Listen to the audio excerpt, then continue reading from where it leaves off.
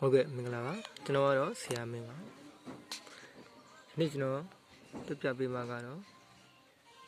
Grade 5ခန်း15ရဲ့စာမျက်နှာ151က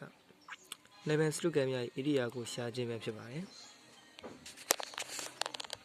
နော်ဒီမှာဆိုရင်11စတုကန်ရဲ့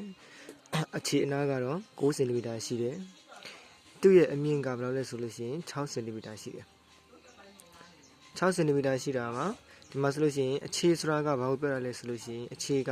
လူတောင်းမှန်ကြခြင်းခံရတဲ့အနာကိုတို့ဟာအခြေအနာလို့ခေါ်တယ်အောက်ကနေလဲပြီးတော့အပေါ်ကိုနော်တက်တောင်းမှန်သင်္ကေတနဲ့တက်သွားတဲ့ငင်းချောင်းကိုတို့ကအမြင့်လို့ခေါ်တယ်ဒါကြောင့်မလို့ animal စတုကန်တစ်ခုရဲ့ area ကိုလိုချင်လို့ရှိရင်သူ့ရဲ့ပုံသင်နည်းကအခြေအမြောက်အမြင့်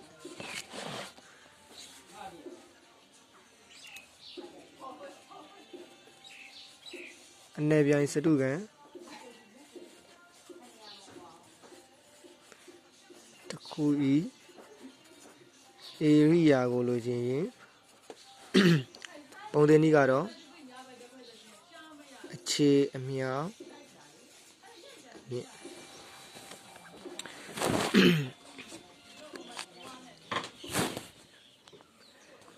ဒီပုံမှာဆိုလို့ရှိရင် animal စတုကန်တစ်ခုရဲ့အခြေကဘာလဲဆိုလို့ရှိရင်ထောင်းမှန်ကြခြင်းခံရတဲ့အနာကအခြေလို့ပြောတဲ့အတွက်ကြောင့်မလို့အခြေက9 cm အခြေက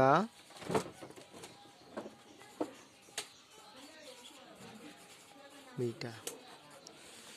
အမြင့်ဆိုတာကအပေါ်အနာကနေပြီးတော့အောက်နာကိုထောင်းမှန်ကျသွားတဲ့အရာကိုတို့ကအမြင့်လို့ခေါ်တယ်အဲကြောင့်မလို့အမြင့်ကဘယ်လိုလဲဆိုရင်6 cm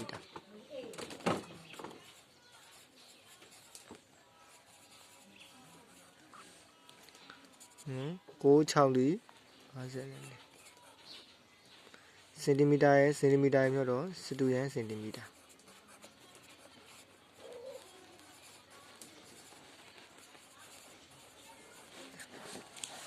ဒါကြောင့်အဖြေထုတ်မယ်ဆိုလို့ရှိရင်ဖြေနာမည်စတုကန်ဤဧရိယာ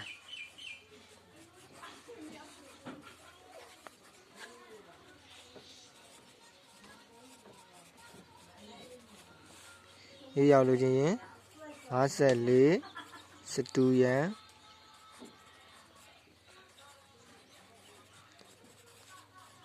မီတာနော်အားလုံးကျေးဇူးတင်ပါတယ်ခင်ဗျာ